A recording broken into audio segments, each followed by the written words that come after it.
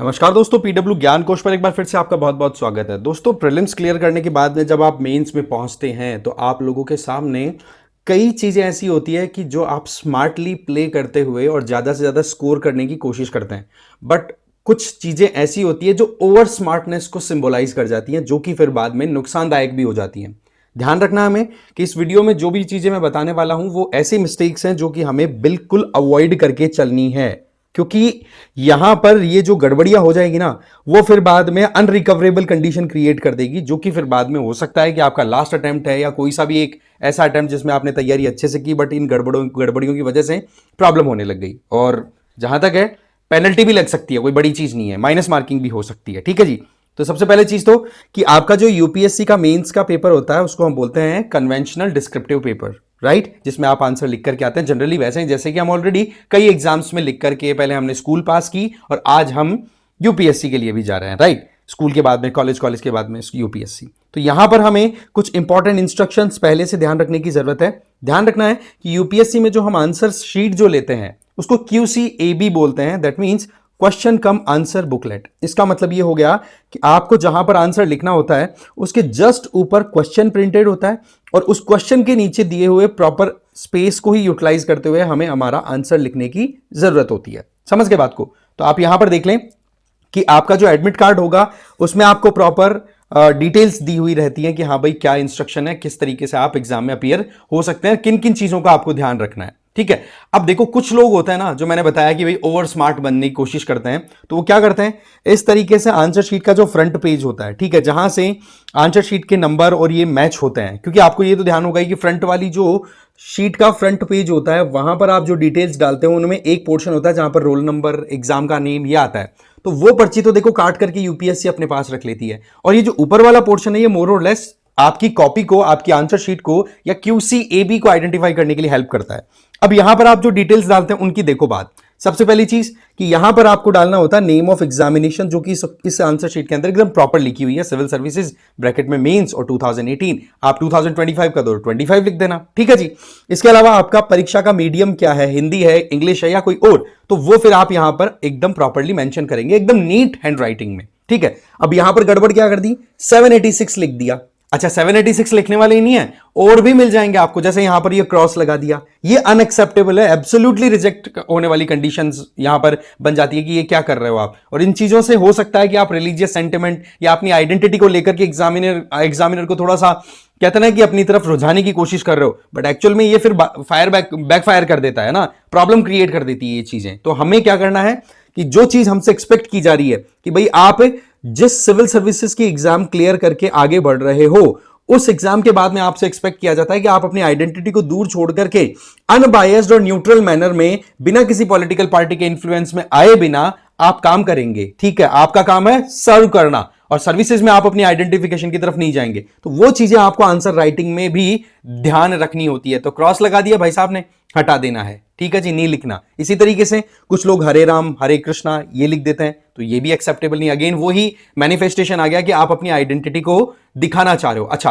कुछ लोग ऐसे होते हैं कि जैसे क्रॉस वाला था, हमने अभी देखा कि क्रॉस वहां पर लगा दिया, तो आप क्या कर रहे हो वहां पर कि सिंबॉलिक फॉर्म में एक मैसेज देना चाह रहे हो, राइट। तो एग्जैक्टली वैसे ही यहां पर ओम लगा करके भी आप कर रहे हो। अच्छा, ओम एकदम फ्रंट में ना लगा करके, कुछ लोग बड़ा स्मार्टली खेल करके और छोटा सा करके कि हाँ भाई नजर में जल्दी से ना आए और देखे तो बुरा भी ना लगे, पर वो चीजें क्या होती हैं, फिर प्रॉब्लम क्रिएट कर सकती हैं। तो आपको ये ध्यान रखना है, इन चीजों से हमें बचना है। किसी भी तरीके का हमें इस तरीके के जो आप कह सकते हो कि आपकी आइडेंटिटी को रिप्रेजेंट करने वाली बातें हैं वो नहीं लिखी। जैसे ओम नमः शिवाय लिख दिया, ये भी नहीं चलेगा। एग्जैक्टली वैसे ही आप आगे देखिए कि जब आप आंसर राइटिंग करना स्टार्ट कर देते हैं, अभी तक का तो क्लियर हो गया, फ्रंट वाला जो एंट्री वाला पोर्शन है वहां पर। अब आ जाओ आप आंसर राइटिंग वाले में। आंसर राइटिंग की अगर आप शीट को देखो तो आपके सामने आपको पता है कि यहां पर क्वेश्चन है, क्वेश्चन प्रिंटेड होता है पूरा का पूरा, और उसके बाद में स्पेस दिया हुआ रहता है कि हाँ भाई आप अपना आंसर यहां से लिखना स्टार्ट कर दीजिए। बट यहां पर ये जो दो लाइनें हैं एकदम वर्टिकल, ये जो दो लाइनें हैं, इन दोनों लाइनों से बाहर की तरफ आपको कुछ नहीं लिखना है।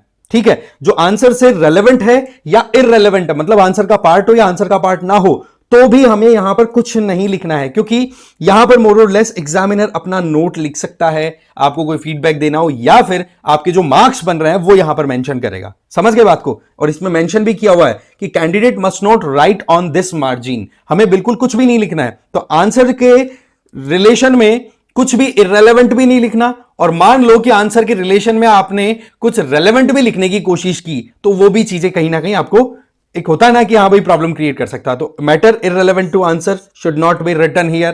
ठीक है, ये मार्जिन हमें स्पेस छोड़ के ही चलना। अब देख लो यहां पर ये बार बार ये चीज बताई जा रही है। फिर आ जाओ इधर, अगेन आपने matter relevant to the answer should not be written here, answer से रिलेटेड इधर आपको नहीं लिखना है। ठीक है, इधर वाला ये जो स्पेस है इसमें आप जैसे मान लो क्वेश्चन की मार्किंग या कुछ मेंशन करना चाहते हो तो वो एक पॉइंट के हिसाब से यूज हो सकता है, बट अगेन हमें कोशिश ये करनी है कि ये जो स्पेस दिया हुआ है इस स्पेस में ही हमारी आंसर राइटिंग कंप्लीट हो जाए। फिर आ जाती है बात कि कुछ लोग अपने नाम को थोड़ा सा दिखाने की कोशिश करें कि हाँ भाई मेरी ये आइडेंटिटी है। अगेन समझ गए, वही बात आ गई, प्रॉब्लम समझ गए। यहां पर देखो कैंडिडेट को QCAB में कहीं पर भी अपनी आइडेंटिटी डिस्क्लोज नहीं करनी है। जैसे कि यहां पर पूछा तो गया है नेम ऑफ एग्जामिनेशन और आप लिख रहे हो यहां पर नाम, तो ये भाई नहीं चलेगा, ये रिजेक्शन की कंडीशन क्रिएट हो जाएगी। सिमिलरली यहां पर कुछ लोग रोल नंबर डाल देते हैं तो ये भी नहीं चलेगा, समझ गए। इसके अलावा नेक्स्ट आ जाओ, आप मीडियम ऑफ एग्जामिनेशन वाले पोर्शन में या कहीं पर भी आप अपना रोल नंबर लिख चुके हो पर आपको लगता है यार ये तो गड़बड़ हो गई, बट आप वहां पर स्मार्टली क्या खेल रहे हो कि मैं इसको काट देता हूं इस तरीके से 2 लाइनों से जिससे कि मेरा नंबर विजिबल भी रहे और मेरा नंबर कट भी गया, मेरी तरफ से मैं खुद को डिफाइन कर लूं। तो ऐसा कुछ नहीं है, आपको ये चीज भी बिल्कुल अवॉइड करनी है। ठीक है, अभी भी आपके रोल नंबर दिखाई पड़ रहे हैं तो ऐसे में आप यहां पर गिल्टी पाए जाएंगे तो फिर डेफिनेटली कुछ ना कुछ पेनल्टी आपको पे करनी पड़ेगी मार्क्स के फॉर्म में। ये देखो नाम लिखा, नाम काटा, बट नाम अभी भी आप पढ़ सकते हो, पढ़ पा रहे हैं आराम से। तो ये चीजें हमें अवॉइड करनी है, ये वो चीजें हैं जो डोंट्स में आ गया। इसके अलावा यहां पर जैसे ही आप आंसर शीट में अपना आंसर लिखना स्टार्ट करेंगे तो उसके बाद में शुरुआती पेज पे जो फ्रंट में डिटेल्स आती हैं वहां पर यहां पर सिग्नेचर ऑफ एग्जामिनर है, एग्जाम कि आपकी जो कॉपी चेक करेगा उसके साइन की बात हो रही है, बट आपने वहां पर खुद के साइन कर दिए नाम मेंशन करने के लिए। तो यहां पर कैंडिडेट को सीधा सीधा कहा गया है कि अपना नाम, रोल नंबर, सिग्नेचर कहीं पर भी लिखने की जरूरत नहीं है QCAB में। हाँ, जहां पर बोला जाए अप्रोप्रिएटली वहां पर आपको लिखना है। ठीक है, जैसे आगे आगे मैं आपको बताता हूं कि कहां पर आपको अपना नाम लिखने की जरूरत होती है। नाम क्या, रोल नंबर। ठीक है, नाम तो कहीं नहीं चलेगा। फिर ये एग्जांपल देख लो, यहां पर आपने एक प्रोफॉर्मा तैयार किया है कि हाँ जी हमारे यहां पर XYZ इशू है, इसको टैकल करने के लिए एप्लीकेशन डालने के लिए आपने आंसर राइटिंग की, बट यहां पर योर सिंसियरली में ABC लिखने की बजाय आपने अपना खुद का नाम लिख दिया, साइन कर दिए, खुद का नाम लिख दिया। तो ना तो कैंडिडेट को खुद के साइन करने हैं ना ही खुद का नाम लिखना है, ये तो बार बार आपके सामने आ ही रहा है। फिर आ जाओ आपके सामने एक और बड़ा चैलेंज कि हाँ भाई आंसर राइटिंग प्रैक्टिस जो थी वो एकदम प्रॉपरली नहीं की थी, तो हमें यही नहीं पता कि हम देवनागरी में लिखने में कंफर्टेबल हैं या फिर रोमन स्क्रिप्ट में लिखने में कंफर्टेबल है। तो सीधी बात यह है कि पहले तो ये क्लियर कर लो कि हमें GS के पेपर किस मीडियम में देने हैं, इंग्लिश में देने हैं, हिंदी में देने हैं। जिस मीडियम में देने हैं उसी के हिसाब से आप मेंस आंसर राइटिंग प्रैक्टिस करिए। भाई सीधी बात है, यहां पर आपको ये बिल्कुल भी गड़बड़ी नहीं करनी है कि दोनों का या 2-3 डिफरेंट स्क्रिप्ट्स का आप यूज कर रहे हो। ठीक है, और मान लो कोई टर्म है, कोई भी टर्म है जो कि आपने पढ़ी है इंग्लिश में बट आप उसको मेंशन करना चाहते हो, ठीक है, यहां पे लिखना चाहते हो, तो वहां पर आपको स्क्रिप्ट है ना, ध्यान से समझना, स्क्रिप्ट है, लिपि, वो एग्जैक्टली वो यूज करनी है जो कि आप यूज कर रहे हैं। फॉर एग्जाम्पल यहां पर अगर आप आंसर लिखना चाहें तो हो सकता है कि आपको यहां पर लगे कि यार कोई ऐसा वर्ड है जिसको मैं थोड़ा सा और इंग्लिश में बताना चाहता हूं। ठीक है, तो वहां पर आप ब्रैकेट में जो है वो उसका इंग्लिश वाला जो है ना वो देवनागरी में ही लिखेंगे, ना कि आप अपनी स्क्रिप्ट चेंज कर देंगे। स्क्रिप्ट को अपने को बिल्कुल भी चेंज नहीं करना है, मिक्स तो बिल्कुल भी नहीं चलेगा। इसके अलावा कुछ लोग ऐसे होते हैं कि हाँ भाई आधा आंसर हम पेन से दे देते हैं, आधा पेंसिल से दे देते हैं। नहीं, आपको इंक से ही आंसर देना है, मिक्सअप बिल्कुल भी नहीं चलेगा। इसके अलावा नेक्स्ट अगर देखें तो कुछ लोग डायरेक्टली ये रिक्वेस्ट कर देते हैं कि madam sir please this is my last attempt, please examine this leniently. अब ऐसी बातें लिखने से कोई इंपैक्ट नहीं पड़ने वाला है, और यूपीएससी में जब ये कॉपीज जाती हैं, प्रोसेस होती हैं, तो अगर ये दिख गया तो फिर मामला और ज्यादा गड़बड़ हो सकता है ना।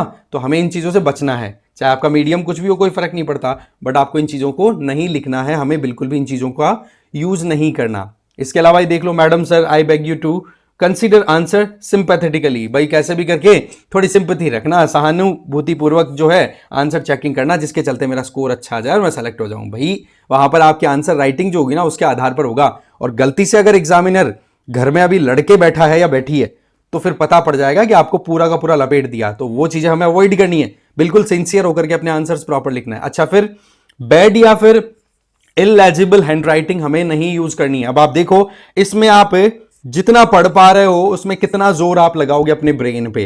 तो एग्जामिनर को तो भाई लंबी कॉपीज चेक करनी है, आपकी कॉपी में कितना कंटेंट है और बाकी और कितने कैंडिडेट्स की कॉपीज और आएंगी, जो आंसर शीट है वो आएगी, तो कितनी प्रॉब्लम आ सकती है। तो आप जितना ज्यादा कंड्यूसिव आंसर लिखेंगे, जितना ज्यादा हेल्पफुल मैनर में आंसर लिखेंगे कि एग्जामिनर कंफर्टेबली चेक करे, प्रॉपर डायग्राम यूज करो, ग्राफ यूज करो, चीजें बताओ। मतलब आप हमेशा ध्यान रखिए कि आंसर राइटिंग में जो कॉपी चेकर है ना उसको कंफर्टेबल फील करवाना है हमें, है ना, जिससे कि वो ऑटोमेटिकली पढ़ना भी स्टार्ट करे, फिर उसको कंफर्टेबल जब फील होगा तो नंबर ऑटोमेटिकली देना स्टार्ट कर देगा। क्योंकि ये मामला डिस्क्रिप्शन का है, यहां पर एक इंडिविजुअल का माइंडसेट सीधा का सीधा इंपैक्ट करता है। यस और नो में आंसर नहीं जाता कि हाँ जी ये ऑप्शन सही है तो सही है, अदरवाइज रॉन्ग आंसर, है ना, तो वो चीजें नहीं होगी यहां पर। इसके अलावा आप यहां पर देख सकते हो contravention of any other instruction, आपको साफ साफ अपने एडमिट कार्ड और ये जो आंसर शीट दी जाएगी उसमें मेंशन किया हुआ मिलेगा जी, आपको हर क्वेश्चन के नीचे उसी के रेलेवेंट आंसर को देना है। बट कुछ लोग क्या करेंगे वहां पे, अरे यार मेरा ये क्वेश्चन जो था वहां पर मैंने स्पेस दूसरे आंसर को लिखने में यूज कर लिया, तो क्यों ना मैं अब दूसरा क्वेश्चन दूसरे पेज पे जाके अटेम्प्ट कर लूं। यहां पर आप देखो कि फोर्थ डी का आंसर आपको लिखना था, तो बंदे ने यहां पर काट करके और कर लिया 4C, और अपना जो 4C वाला क्वेश्चन था वो यहां लिख करके अपना आंसर यहां से स्टार्ट कर दिया। तो ये चीज बिल्कुल भी एक्सेप्टेबल नहीं होगी, ये हमें ध्यान रख लेना है। जिस क्वेश्चन पे पेज है, जिस पेज पे क्वेश्चन प्रिंटेड है उसी पर उसका आंसर देना है, हमें इधर उधर ज्यादा ज्ञान देने की जरूरत नहीं है, ठीक है।